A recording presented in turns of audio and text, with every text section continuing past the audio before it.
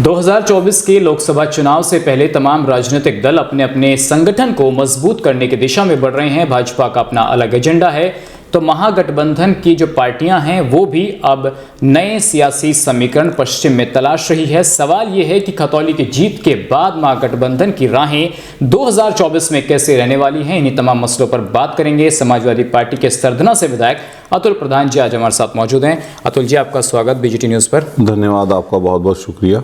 अतुल जी, 2022 का जो विधानसभा चुनाव हुआ था, जितना जोश आपके कार्यकर्ताओं में या फिर नेताओं में था, मौजूदा दौर में वो चीज़ दिखाई इतने प्रमुख तौर पर नहीं दे रहा है।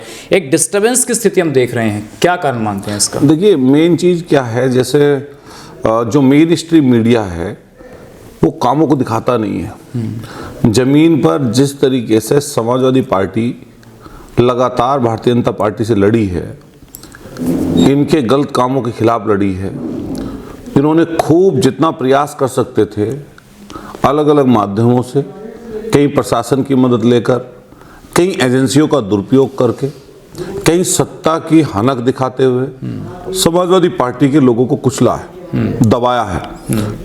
लेकिन माननीय राष्ट्रीय अध्यक्ष जी अखिलेश यादव जी, आप देख रहे होंगे जहां ये उपचुनाव हुए अभी मैनपुरी में, खतौली में, रामपुर में, जीत तो सुनिश्चित थी, जनता ने तीनों सुनिश्चित कर दी थी। लेकिन क्या हुआ, रामपुर में जिस तरीके से पुलिस ने बर्बरता की, 300 लोगों को अस्पतालों में 300 लोग घायल पड़े हुए थे, मुझे उसकी जानकारी खुद है।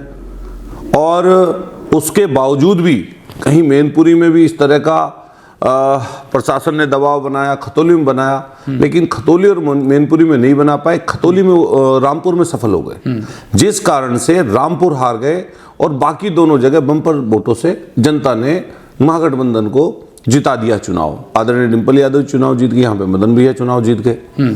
आने वाले समय पर भी आप देखिएगा, उत्तर प्रदेश में अगर भारतीय जनता पार्टी का कोई विकल्प है जमीन पर, वो समाजवादी पार्टी है। और गठबंधन की राह आने वाले समय पर जनता निश्चित रूप से मदद करने जा रही है। भाजपा की कथनी और करनी में अंतर है। जिस तरह किसानों ने, आप देख रहे होंगे, लगातार पीड़ित हैं, परेशान हैं। आप गन्ना किसानों को ले लीजिए, जैसे पिछली बार चुनाव था, 5 साल में 1 रुपया इन लोगों ने नहीं बढ़ाया, क्योंकि पूरी हमारी ये बेल्ट गन्ने की बेल्ट है। हर कोई गन्ने पर आश्रित है। गन्ने की फसल ठीक हो जाए, दाम समय पर मिल जाए, सही दाम मिल जाए, तो निश्चित रूप से आप समझिए कि यहाँ पर व्यापारी से लेकर, नौजवान से लेकर, किसान से लेकर हर कोई खुशहाल रहता है। लेकिन अगर किसान के गन्ने की कीमत ही नहीं मिलेगी, आप इनसे, सरकार वाले लोगों से कभी इंटरव्यू आप करते होंगे, पूछिएगा कि गन्ने का सीजन खत्म होने के कगार पर है, जनवरी का एक तरीके से लास्ट चल गया है, तो आप सोचिए आज तक गन्ने का रेट इन्होंने डिसाइड नहीं किया। अतुल जी, आपने तमाम मुद्दे गिनाए, बर्बरता गिनाई, किसान गिनाए, तमाम रोजगार की बात आप कर रहे हैं। जनता पर इसका असर होता हुआ दिखाई नहीं दे रहा। अगर होता तो शायद 22 में हो जाता। लेकिन अब देखिए 24 की राहें कितनी मुश्किल आपके लिए होने वाली है। खुद बसपा जो है वो देखिए एक बड़े वोट बैंक की तरफ बढ़ रही है, जिसमें मुस्लिम दलित समीकरण की बात हो रही है। आपके ही सांसद शफीकुर रहमान बर्क अब बसपा की तारीफ करने लग गए हैं। तो एक बड़ी चुनौती नहीं होगा, जिस वोट बैंक से आप विधायक बने, आपके 145 तक विधायक पहुंचे हैं, उसी पर अब एक प्रेशर बनाने की कोशिश बसपा कर रही है? देखिए, ऐसा है, बहुजन समाज पार्टी के लिए मुझे बहुत ज़्यादा कुछ नहीं कहना। जनता जो कहती है वो सबको दिखता है। आपने 2022 की बात की, 2022 में आप देखिए जनता ने समाजवादी पार्टी को जो परसेंटेज, वोट ऑफ परसेंटेज दिया, 37% तक पहुंचा दिया।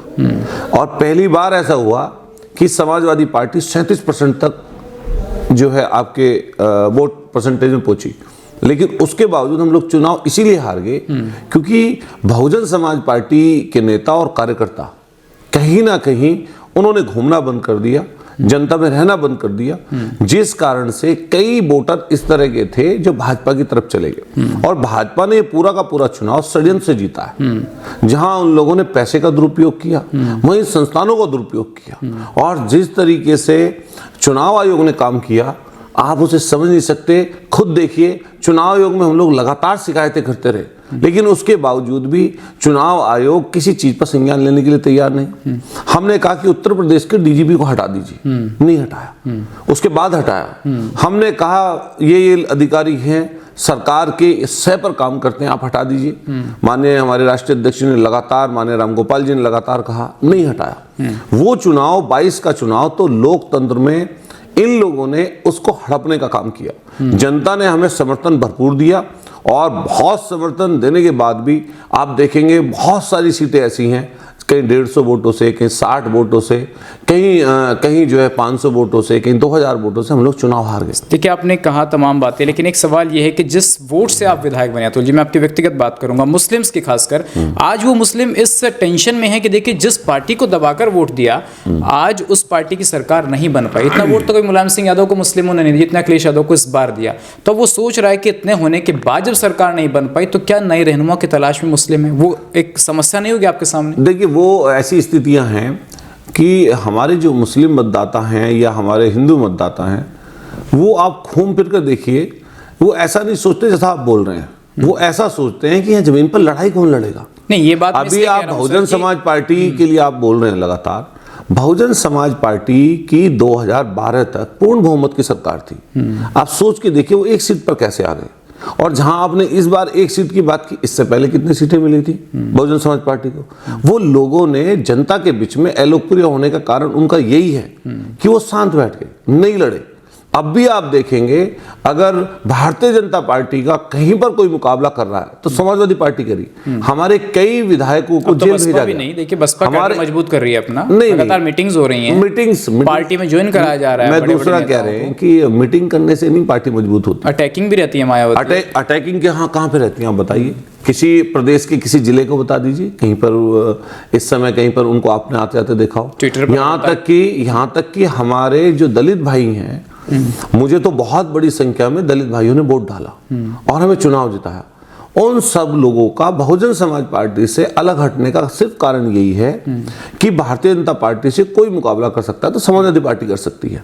और समाजवादी पार्टी को 2022 के चुनाव में आप देखिए बड़ा समर्थन हमारे दलित भाइयों ने किया, जो खास तौर से आपके बहुजन समाज पार्टी का कार्यकर्ता। लेकिन उन्हीं में से कुछ कार्यकर्ता ऐसे भी थे जो दलित नहीं थे, दूसरे अलग अलग थे, वो भारतीय जनता पार्टी की तरफ भी गए। कुछ लालच में चले गए, कुछ को डरा दिया, इस तरह की चीजें रही। यहां तक की बात है, हमारे आप देखिए, आप कैराने से विधायक रहे, लगातार अभी जेल में रहकर आए हैं। हमारे आजम खान साहब पे कितने मुकदमे लगे। हमारे मेरठ में ही आप देखेंगे कि लगातार उत्पीड़न समाजवादी पार्टी कार्यकर्ताओं का तमाम फर्जी मुकदमे लगाए जाते हैं।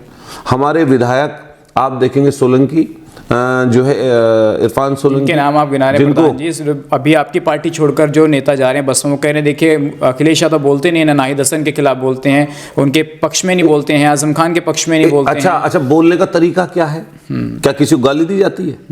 क्या गाली देकर बोलेंगे? वो कह रहे आवाज नहीं उठाते हैं। आवाज कैसे उठाएं? आवाज कैसे उठती है?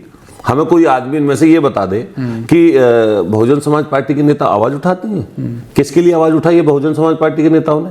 आज तक जितने नेता हमारे पार्टी में लगातार, अभी बहुजन समाज पार्टी के नेता ने हमारी कल परसों पार्टी ज्वाइन की है, लगातार हमारी पार्टी में आते गए। एक दो लोग कहीं ना कहीं जो बदलने के फेर में है, कभी इधर चले जाते हैं, कभी उधर चले जाते हैं, वो लोग बदलते रहते हैं अपने आप को। लेकिन मैं फिर आपको ये बात कहूंगा, क्योंकि मुझे किसी नेता पर कटाक्ष नहीं करना, हमें सिर्फ अपनी पार्टी को देखना, मजबूत करना, आगे बढ़ाना है। आप ये भी बात सोच के देखिए, अभी के अभी लगातार आपने देखा होगा, झांसी की आप घटना देख लीजिए, हमारे पूर्व विधायक को किया, माननीय अखिलेश यादव जी खुद जेल में मिल के आए, इरफान सोलंकी से जेल पे मिल के आए, माननीय आजम खान साहब को लेकर ये जो लोग बोलते हैं, आप नजदीक जाकर देखिए, ऐसी कौन सी मदद है जो समाज, क्योंकि आजम खान साहब समाजवादी पार्टी और आजम खान साहब अलग अलग नहीं है। समाजवादी पार्टी के फाउंडर मेंबर अगर अकेले कोई बचे हैं तो आजम खान साहब हैं, और आजम खान साहब की ही सब लोगों की मिलकर जिस तरीके से पार्टी, इसी तरीके से आजम खान साहब की पार्टी है।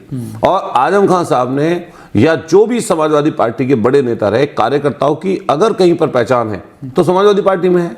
बहुजन समाज पार्टी में आज के समय जो कैडर के लोग हैं, जो लोग बहुजन समाज पार्टी के हों, आपके भारतीय जनता पार्टी के हों, आप उनके कार्यकर्ताओं की हालत देखिए क्या है, अरे उनके विधायकों की हालत देखिए क्या है।